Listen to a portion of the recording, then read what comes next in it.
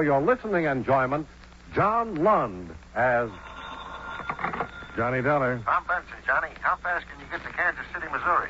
Why? Maybe you can stop a homicide. Well, that sounds worthwhile. What's the dope? We underwrite complete insurance coverage for the Patterson Transport Corporation. They handle the parcel delivery service for most of the department stores in town. Well, that should be profitable, but hardly deadly. There have been 6 robberies and beatings involving their drivers in the past week, Johnny. Apparently one guy is responsible, and he's gotten increasingly brutal with each holdup. How far has he gone? The last holdup was yesterday afternoon. He went berserk. The driver's in the hospital with 5 broken ribs and a fractured skull. If this guy isn't caught, it's only a question of time before he kills somebody. I'll take the first plane out.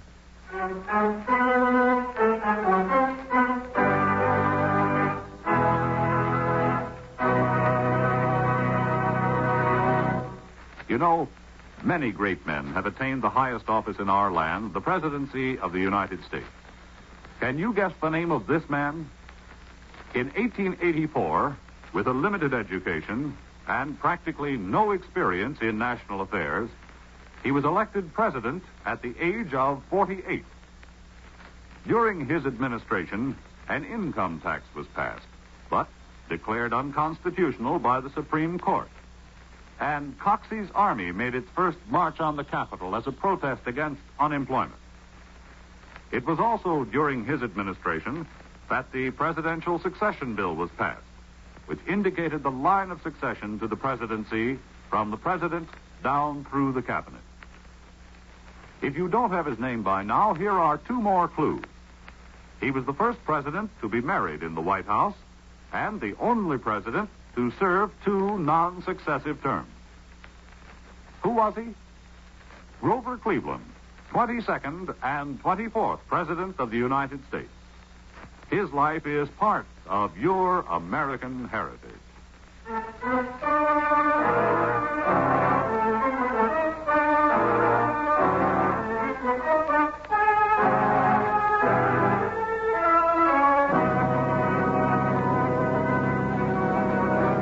Expense account submitted by Special Investigator Johnny Dollar to Home Office, Eastern Indemnity and Insurance Company, Hartford, Connecticut.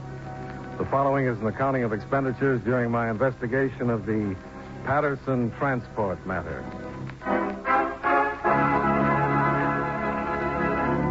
Expense account item 1, $73.20. Airfare and incidentals between Hartford, Connecticut and Kansas City, Missouri. I was met at the airport by Walt Hendricks, Vice President and General Manager of Patterson Transport. It's a rough one, Dollar. 6 holdups in the week. Over $3,700 in COD money stolen. 3 drivers beaten so badly they can't work. One of them in the hospital in critical condition. Real rough one. I understand one man has been pulling the job, Mr. Hendricks. Seems to stack up that way. So far, we haven't been able to do a blasted thing to stop him. How's he operating? Well, it's like this. He buys something at a department store, has the package sent out COD to a vacant apartment or house. When the driver gets out there, he lowers the boom. Mm-hmm. What about the police? Well, since yesterday morning, they've had a plainclothesman riding the delivery trucks with the drivers. Well, that should have brought results. Yeah, we thought it would, too, till last night. The driver that's laid up in the hospital? Yeah, he got it in his own garage, coming home from a movie with his wife.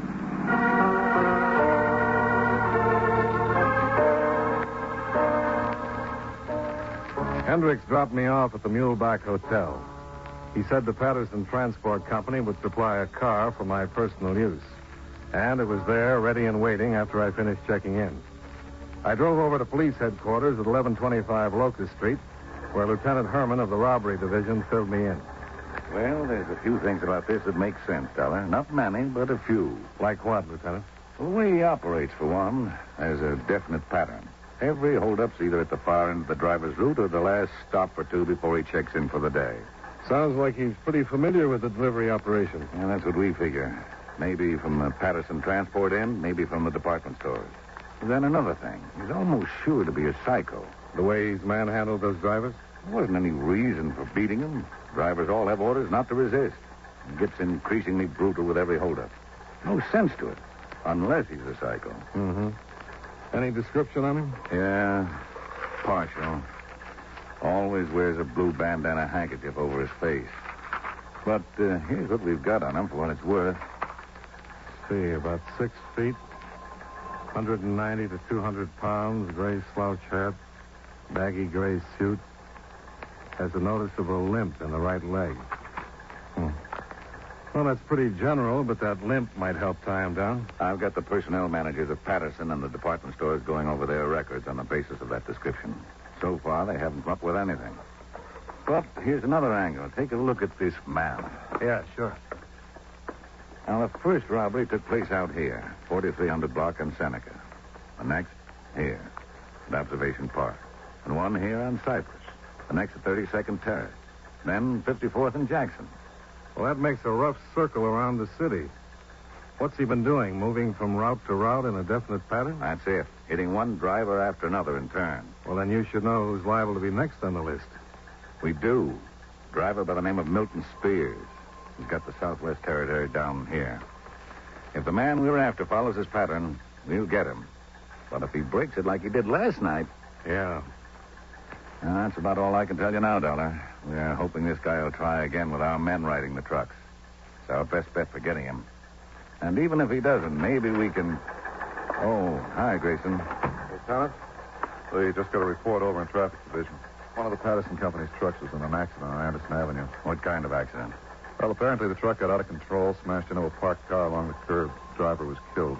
What about our man? He didn't have anybody assigned to it. The truck had been in for repair, and the driver was just road testing it. Doesn't sound like it ties in with a holdup. I thought you'd better know. Well, thanks, Grayson. Let me see the complete report when you get it in. Yeah, sure, Lieutenant. Say, Sergeant, Yeah? did you get the name of the driver who was killed? Yeah, we got it. The name was Spears. Milton Spears.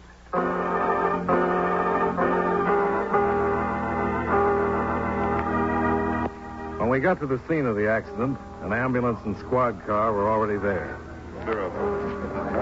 One of the squad car men filled us in on what they'd learned. He was heading east on Anderson here, Lieutenant. Then for some reason he suddenly clamped the wheel to the right and plowed into that Buick there at the curb. He must have been going at a pretty good clip. Burned a lot of rubber off on the street when he swung in here. Yeah. What did the ambulance men have to say? He was dead when they got here. Didn't look as though the crash killed him. No impact wasn't heavy enough for that. I think he might have had a heart attack. Uh-huh. Any witnesses? No eyewitnesses, Lieutenant. There's a lady over there wants to talk to you. Okay, ask her to come over. And have them take the body down to the morgue for an immediate autopsy. I want the results on it as soon as possible. Okay, Lieutenant. Oh, how does it hit you, Dollar? Well, a couple of things don't quite add up. Take him down to the Like morgue, what? boys, and have them... Well, why he was road testing a truck on a quiet residential street. Why he was going fast enough to make heavy skid marks like that. And why it had to happen to a driver by the name of Milton Spears. Yeah. Well, maybe the autopsy will give us something to go on. Yeah, maybe. Here's the lady I was telling you about, Lieutenant. Mrs. Robertson. How do you do, Mrs. Robertson? I understand you have something to tell us. I should say I do have something to tell you, Lieutenant. It's about time you police officers did something to protect the interests of our citizens. We've got rights, you know, and it's your duty to see that they're protected. I'm not sure I understand. No, I didn't think you would. Things have come to a pretty pass when a taxpayer can't leave a car parked out on the street without some drunken truck driver smashing it to pieces. It's your duty to see that such reckless, incompetent drivers are kept off our streets and highways. You're the owner of the Buick that was hit, Mrs. Robertson? Well, isn't that just what I've been telling you, young man? And believe me, somebody is going to pay for the damage done to my car and for the shock and damage caused to my nerves. Did you see the accident take place, Mrs. Robertson? Oh, no, I didn't see it. But not that I had to. I was upstairs in my apartment over there, playing whist with some friends. Then what makes you think the driver was drunk or irresponsible? Well, of course he was. What other explanation could there be? Smashing into a person's car like that in broad daylight on a quiet street. There's not the slightest doubt in my mind. Both of them were drunk. Then there was somebody else in the truck besides the driver? Well, of course there was. How do you know, Mrs. Robertson? Oh, because I saw him, that's why. I looked out of my window and saw him. A big, husky man he was. He got out of the truck right after the crash and went limping off down the street. Additional questioning of the excitable Mrs. Robertson brought no further information. We got the same results from the other residents of Anderson Avenue. The men from the lab arrived and started working on the truck and Buick for possible physical evidence, and we went back to police headquarters. No need for you to stick around, Dollar, unless you want to. We won't be getting the autopsy report on Spears for another hour or two. Well, I thought I might look over the driver's statements on the robbery, Lieutenant. Maybe something will hit me. Oh, sure. I'll have Grayson dig them out for you. Yes, sir? Grayson, will you get out the driver's statements and the Patterson transport files? Mr. Dollar would like to look them over. Well, I've got them right here, Lieutenant. Adding another report to the list. What's that? Got a call from General Hospital. The driver who was beaten up last night just died.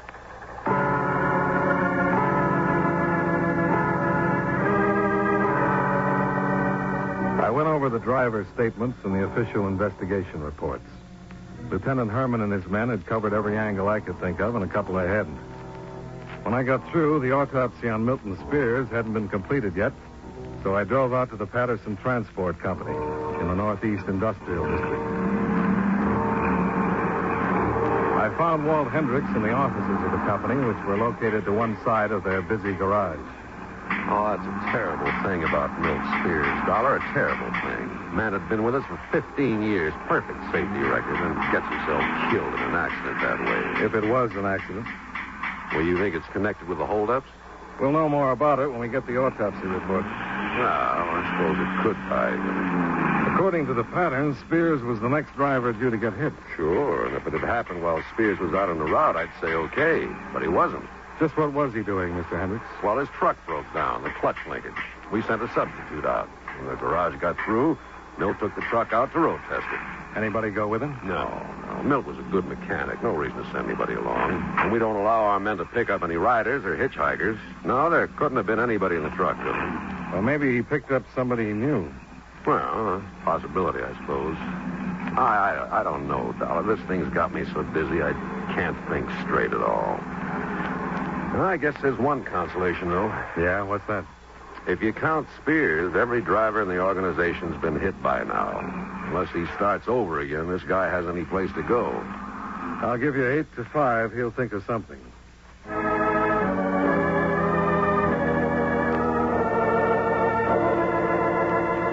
It was getting late in the afternoon, so I figured I'd pay one more visit to headquarters before going back to the hotel and knocking off for the day.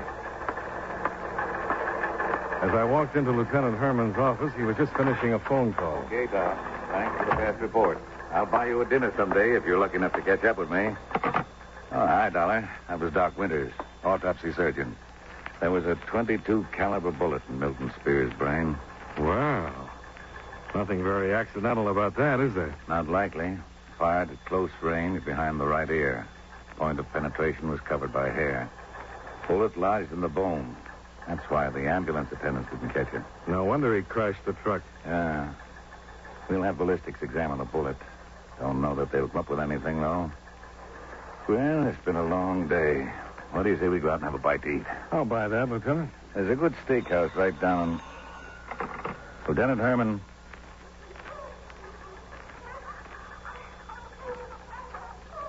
I remember.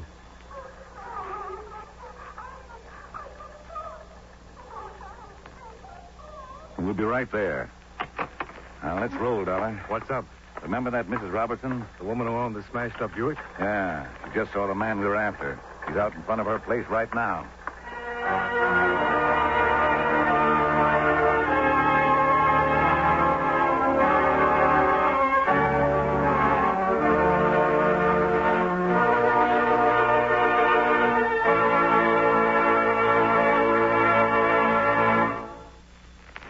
Mind if I cut in to say something, fellows? It won't take too long, since a word to the wise is sufficient. And in the English language, there is one word which is important to just about everyone in the world. That word is security. Security has several different meanings, however. Usually, we think of it in connection with the protecting of our military installations and defense industries. But it means more than that. There is a security which applies to every man, woman, and child in America. The security which comes from being in good health, having a good education, and being well taken care of in case things get a little too tough to handle by oneself. This kind of security is the problem of the President's newest cabinet member, the Secretary of Health, Education, and Welfare. This department ties together the work of several governmental agencies. First, there is the United States Public Health Service, which strives to make certain that the general health of the people in our country is in the best of condition. Then there is the Food and Drug Administration, which guarantees that the food we eat is pure and safe to eat. The Social Security Board, which takes care of old people, children, and the blind who need assistance, also comes under the Department of Health, Education, and Welfare, as does the United States Office of Education. This office does research on the educational possibilities, changes, and opportunities, and passes on its information to the various state boards of education. As you can see, the Department of Health, Education, and Welfare is one of the most important agencies in our government, assuring us, as it does, of a normal and healthy way of life.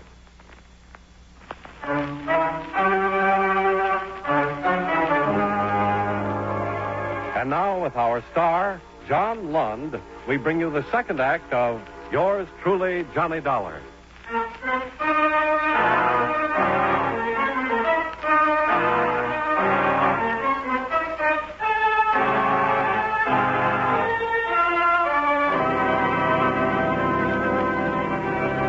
When Lieutenant Herman and I got out to the Anderson Avenue address, Mrs. Robertson was waiting for us in the vestibule of the apartment building. It's the man, I tell you. The very same man who got out of the truck that smashed my car. And I want you to arrest him at once, do you hear? If he's a man, we'll arrest him, Mrs. Robertson. Of course he's a man. I ought to know. I saw him get out of the truck and limp down the street. And I saw him again just before I called you. What was he doing, Mrs. Robertson? Looking over my car, that's what. The nerve of him.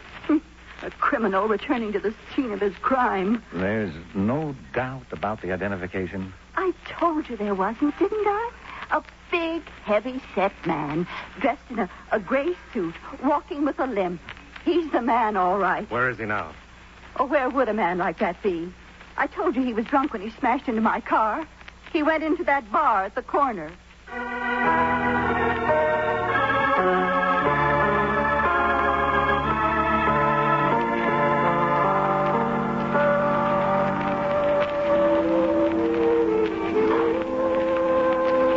At the bar. Yeah. Only guy in the place answers the description. You want to take him over there? As good a place as any.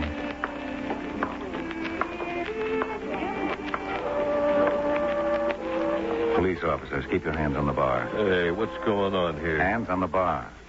Shake him down, Dollar. Yeah, sure. What do you think you're doing, Mac? I ain't got no rod on me. How about it? He's clean, Lieutenant. Sure, I'm clean. I told you I was, didn't I? Now, what do you guys want with me? What's your name, mister? What's it to you? Your name. Wesley, Gerald Wesley. Where do you live? I ain't decided yet. Just got into town. What are you doing in this neighborhood? Look, you guys ain't got nothing on me. A guy's got a right to come in and have a drink without coppers hopping all over him. Why the interest in the car, Wesley? What car? The smashed-up Buick down the street. Who's interested in a smashed Buick? You were. You were looking at it. Why? So I looked at it. Any law against that? A man was killed when that car was hit, Wesley. So what's that got to do with me? We've got a witness who says you were involved in the accident. Your witness is nuts. All I was doing was walking down the street. I seen the car, took a gander at it. We'll talk it over downtown, Wesley. There ain't nothing to talk. I didn't have nothing to do with that car or somebody getting bumped off. You heard the lieutenant. We'll talk about it downtown.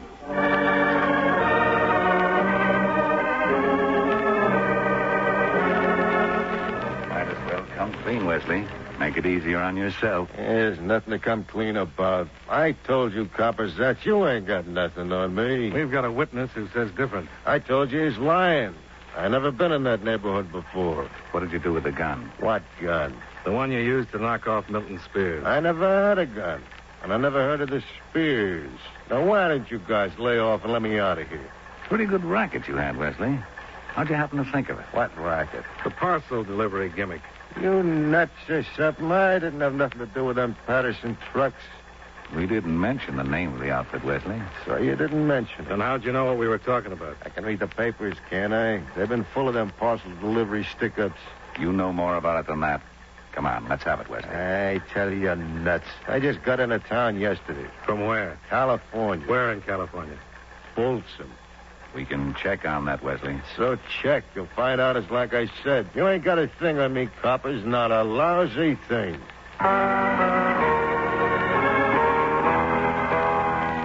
Lieutenant Herman sent in a teletype request for verification from Folsom, along with telephoto copies of Wesley's prints for comparison.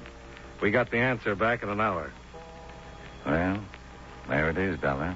Wesley wasn't sprung from Folsom until yesterday morning. Served his full time.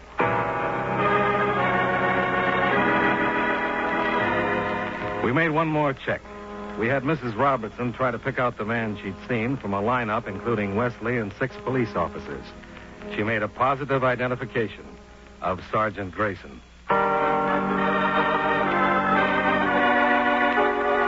Expense account item 2, $17.85, dinner and drinks for Lieutenant Herman and myself.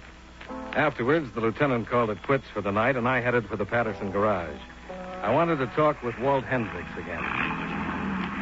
Lucky to catch me in, Dollar. Don't usually work this late, but it's different tonight. Well, what's different about it, Mr. Hendricks? I got some drivers to get. A couple of substitutes for those who are laid up. 2 permanent ones. Yeah. Well, I won't take up too much of your time. I just want to get a few things straight. Sure, go ahead. It's pretty obvious that whoever we're after knows the operation of this business. That means he knew he wasn't going to get much of a take on those morning stick-ups. The drivers hadn't time to collect many CODs. No, but he got over 3,700 on the afternoon job. Nothing wrong with that. I don't say there is. But it's possible that money is only the frosting on the cake. Thinking that somebody might have a grudge against the outfit? Well, there's enough evidence to support it. The systematic way he's gone after the drivers, the beatings he's dished out for no apparent reason. Yeah, I've been thinking the same thing. Come up with any ideas? No, not a one. Company's always had a good labor record, never any fuss with competitors. I even checked with Mrs. Thompson about it. Who's Mrs. Thompson? Oh, she worked here for almost 20 years as my assistant and secretary. Had an auto accident about 6 months ago. Left her crippled. Oh, that's tough. Yeah.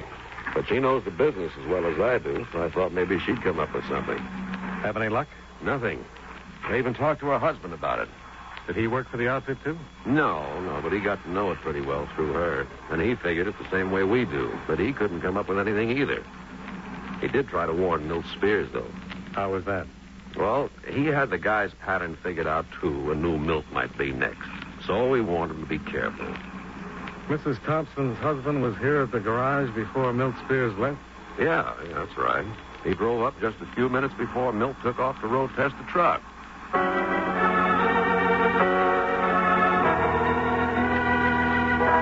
I went back to the hotel and put in a call to Tom Benson in Hartford. In the company's interest, he was willing to bust up his bridge game and go down to the office.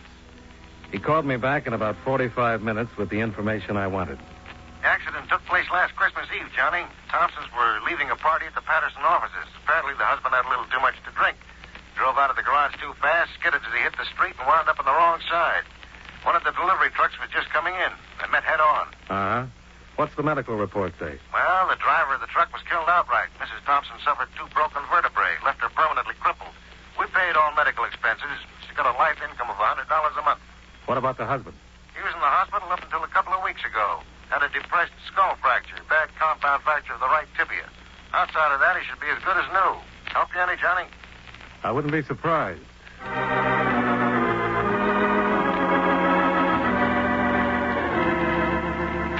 The Thompson home was a modest frame bungalow on Prospect Avenue, less than a half mile from the Patterson garage. I was met at the door by a practical nurse who checked with Mrs. Thompson and then led me into the bedroom to see her. It was awfully kind of you to call on me this way, Mr. Dollar. And I want you to know that Charlie and I are very appreciative of everything your company has done for us. You're only getting what you're entitled to, Mrs. Thompson? Well, perhaps. But when you've been used to making your own way of life, earning your own living, then suddenly find yourself in a position like I'm in, well, it's awfully nice to know that there are people like you around. Well, thanks, Mrs. Thompson. Is your husband at home? I'm dreadfully sorry, but he left just a few minutes ago.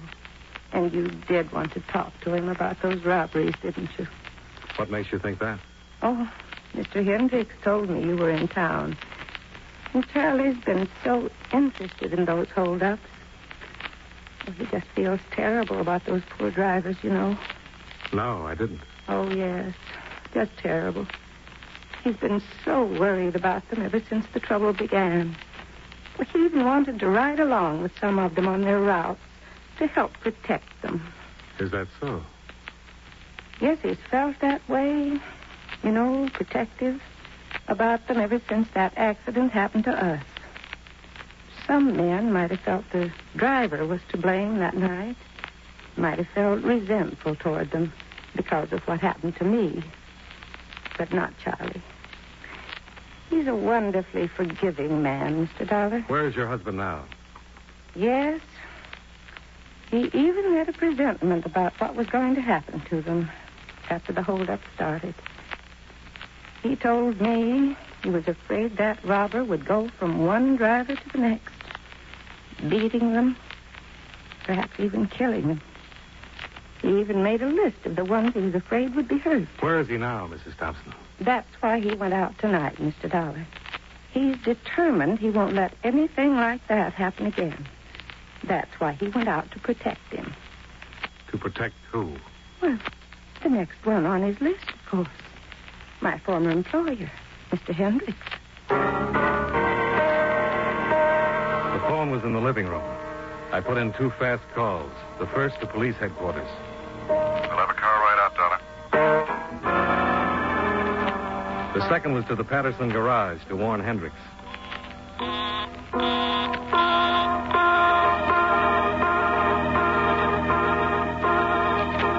The garage was only a few short blocks away, and I made it before the squad car did. There was a light in Hendricks' office, but it was empty. I tried the darkened garage next.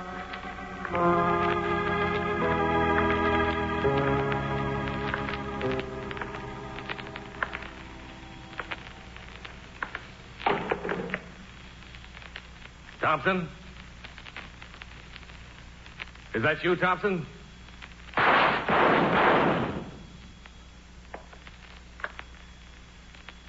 Thompson?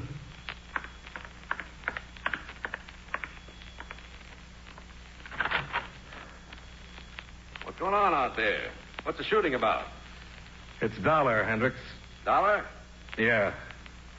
Throw some lights on, will you? Yeah, sure. What's going on here, Dollar? What are you...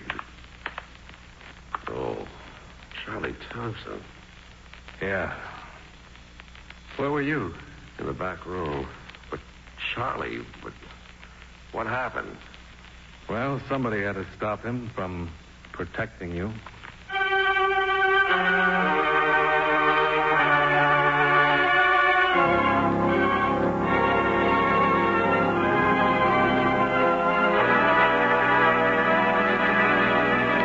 Expense account item 3, $22.10.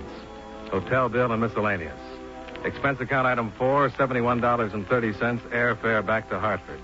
Expense account total, $184.45. Remarks: when ballistics verified that Thompson's .22 Colt had killed Milton Spears, my official job was over. My unofficial one, informing Mrs. Thompson, wasn't nearly as easy. I guess I got a little confused. It's the only way I can account for the fact that she believes her husband died a hero, getting the bandit single-handed. Yours truly, Johnny Dollar.